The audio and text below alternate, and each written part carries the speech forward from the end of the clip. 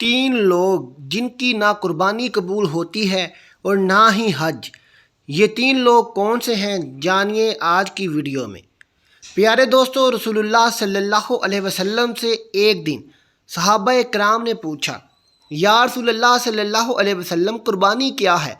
میرے نبی نے فرمایا، یہ قربانی تمہارے باپ، تمہارے دادا حضرت سیدنا ابراہیم علیہ السلام کی سنت مبارکہ ہے۔ یہ سن کر صحابہ اکرام نے مزید پوچھا، یا رسول اللہ صلی اللہ علیہ وسلم، پھر اس پر ہمیں اجر و ثواب کتنا ملے گا؟ اس پر ہمیں نیکیاں کتنی ملیں گی؟ میرے نبی صلی اللہ علیہ وسلم نے فرمایا، جانور کے ہر ایک بال کے برابر تمہیں ایک ایک نیکی ملے گی۔ قربانی کے لیے تمہارا جتنا بڑا جانور ہوگا، جتنے بڑے جانور کے اوپر جتنے زیادہ بال ہوں گے، ہر ایک بال کے برابر تمہیں ایک ایک نیکی کا ثواب ملے گا۔ پیارے آقا سرکار دو عالم صلی اللہ علیہ وسلم نے ایک دن اپنی پیاری بیٹی حضرت فاطمہ الزہرا رضی اللہ تعالیٰ عنہ کو فرمایا، بیٹی فاطمہ اٹھو، قربانی کے جانور کے پاس رہو۔ آپ کے نام کا جو جانور اللہ کی راہ میں قربان ہونے جا رہا ہے، اپنے گھر میں اس جانور کے بالکل قریب رہو۔ یہ سن کر سیدہ فاطمہ الزہرا نے وجہ پوچھی، اے ابا جان، اس میں حکمت کون سی چھپی ہوئی ہے؟ میں کیوں جانور کے پاس رہوں؟ کیوں جانور کے بالکل قریب رہوں؟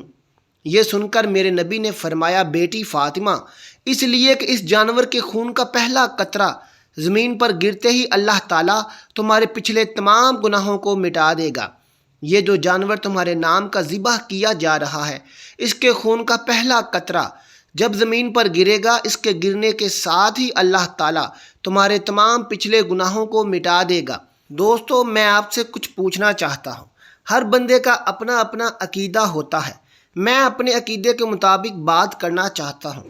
کیا سیدہ فاطمہ الزہرا رضی اللہ تعالیٰ عنہ پر کوئی گناہ کا دبا تھا جس کے بارے میں میرے نبی صلی اللہ علیہ وسلم نے فرمایا، تمہارے پچھلے تمام گناہوں کو مٹا دیا جائے گا؟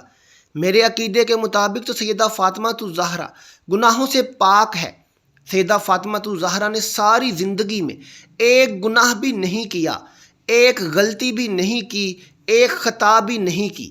سیدہ فاطمہ کی زندگی پاک شفاف ہے، پانی کی طرح۔ اس میں بھی ایک حکمت ہے، جو بھی ہے وہ حکمت کون سی ہے؟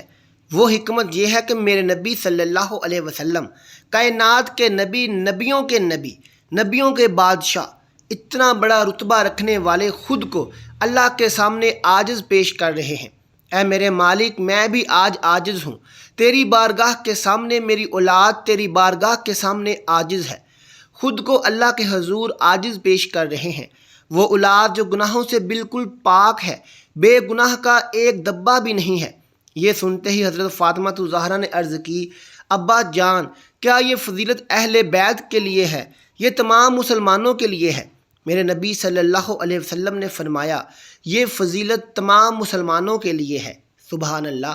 رسول اللہ صلی اللہ علیہ وسلم نے فرمایا، جو شخص صاحب استطاعت ہو، اس کے ہونے کے باوجود بھی، قربانی کی گنجائش رکھنے کے باوجود بھی قربانی نہیں کرتا، مال بھی ہے، دولت بھی ہے، پیسہ بھی ہے، پھر بھی اگر وہ قربانی نہیں کرتا تو فرمایا کہ وہ ہماری عیدگاہ میں نہ آئے۔ حضرت سیدنا جعفر صادق رضی اللہ تعالیٰ عنہ لوگوں کو نصیحت فرما رہے تھے، درس قرآن دے رہے تھے، قربانی کی فضیلت اور قربانی کے وسائل بیان فرما رہے تھے۔ اتنے میں آپ نے فرمایا کہ اے لوگو، ہر ایک مسلمان کی قربانی قبول ہو جاتی ہے، مگر دنیا میں 3 بدقسمت لوگ ایسے ہیں جن کی نہ تو قربانی قبول ہوتی ہے، نہ تو حج قبول ہوتا ہے، اور نہ ہی ان کی کوئی نماز قبول ہوتی ہے۔ لوگوں نے پوچھا، حضرت آخر وہ بدقسمت لوگ کون کون سے ہیں؟ وہ 3 لوگ کون سے ہیں جن کی قربانی قبول نہیں ہوتی؟ میرے بھائیوں، میری بہنوں، آپ بھی دل کے کانوں سے سنیے گا، آخر وہ کون سے لوگ ہیں؟ فرمایا، نمبر 1، شرک کرنے والا۔ اللہ اکبر۔ شرک کرنے والے کا کوئی عمل قبول نہیں ہوتا، نہ نماز قبول ہوتی ہے، نہ حج قبول ہوتا ہے، نہ قربانی قبول ہوتی ہے۔ شرک کیا ہے؟ اللہ کی ذات کے ساتھ کسی کو شریک ٹھہرانا، اللہ کا دروازہ چھوڑ کر کسی غیر کے دروازے پر جا کر بھیک مانگنا، اللہ کے علاوہ کسی اور کی عبادت کرنا، کسی اور کو خدا ماننا، اللہ کے علاوہ کسی اور کو سجدہ کرنا، شرک رب العالمین کو کسی صورت بھی قبول نہیں ہے۔ میرے نبی صلی اللہ علیہ وسلم نے فرمایا، اے صحابہ، شرک سے بچنا، تمہارے ٹکڑے ٹکڑے کیوں نہ کر دیے جائیں پھر بھی شرک سے بچنا، شرک نہ کرنا۔ شرک کرو گے تو یاد رکھنا تباہ و برباد ہو جاؤ گے، تمہارا کوئی بھی عمل قبول نہیں ہوگا۔ آپ کو پتہ ہے کہ جب کوئی انسان گناہ یعنی کہ زنا کرتا ہے تو اللہ تعالیٰ کو کتنا غصہ آتا ہے۔ زانی انسان پر غضب ہوتا ہے۔ غضبناک کیوں ہوتا ہے؟ مومن جب زنا کر رہا ہوتا ہے اس وقت ایمان سے خارج ہو جاتا ہے۔ مومن جب چوری کر رہا ہوتا ہے اس وقت بھی ایمان سے خالی ہو جاتا ہے، اس لیے اللہ تعالیٰ غضبناک ہوتا ہے۔ مومن جب جھوٹ بول رہا ہوتا ہے اس وقت ایمان سے خالی ہو جاتا ہے۔ مومن جب سود کا کاروبار کر رہا ہوتا ہے اس وقت ایمان سے خالی ہو جاتا ہے۔ اگر امام وہ بھی تو کسی خاطر کا ہے، اس ایمان کی اللہ کے سامنے کتنی قیمت ہوگی؟ پوچھا گیا، حضرت دوسرے لوگ کون سے ہیں جن کی قربانی قبول نہیں ہوتی؟ فرمایا، جو لوگ حرام کے پیسوں سے بکرا خرید کر اللہ کی راہ میں قربان کرنے والے، یہ وہ لوگ ہیں جن کی نماز قبول نہیں ہوتی، جن کی قربانی قبول نہیں ہوتی، اس لیے کہ حرام پر ہر وقت شیطان تھوکتا رہتا ہے۔ حرام اپنی اولاد کو کبھی نہ کھلانا، حرام کا ایک لقمہ بھی نہ کھلانا۔ حرام تمہاری اولاد کی آنکھوں سے حیا چھین لے گا، حرام تمہاری اولاد کی آنکھوں سے شرم و حیا چھین لے گا، تمہاری اولاد کو بے حیا بنا دے گا۔ پوچھا گیا، حضرت تیسرے بدقسمت لوگ کون سے ہیں جن کی قربانی قبول نہیں ہوتی؟ فرمایا، یہ وہ لوگ ہیں جو سود کا کاروبار کرتے ہیں، مجبوراً انسان کو 1000 دے کر 1200 روپے وصول کرنے والا۔ فرمایا، 3 لوگوں کے علاوہ گناہ گار، بدکار ہو، سیاہ کار ہو، مسلمان ہو، کلمہ پڑھنے والا ہو، ہر ایک انسان کی قربانی قبول ہو جاتی ہے۔ فرمایا، ان 3 لوگوں کی قربانی قبول نہیں ہوتی جب تک یہ پکی توبہ نہیں کر لیتے، پختہ توبہ نہیں کر لیتے۔ اصل میں قربانی کی حقیقت تو یہ تھی کہ عاشق خود اپنی جان کو خدا کے سامنے پیش کرے، لیکن میرے رب کو یہ ہرگز گوارا نہ ہوا۔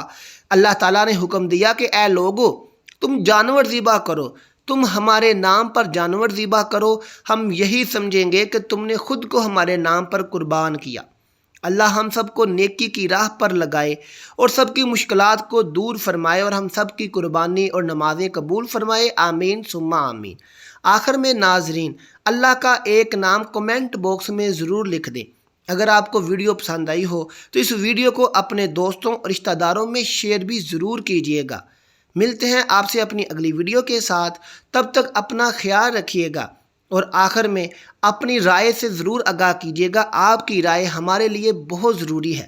کمنٹ باکس میں اپنی رائے سے آگاہ کر دیجیے گا۔ اللہ حافظ۔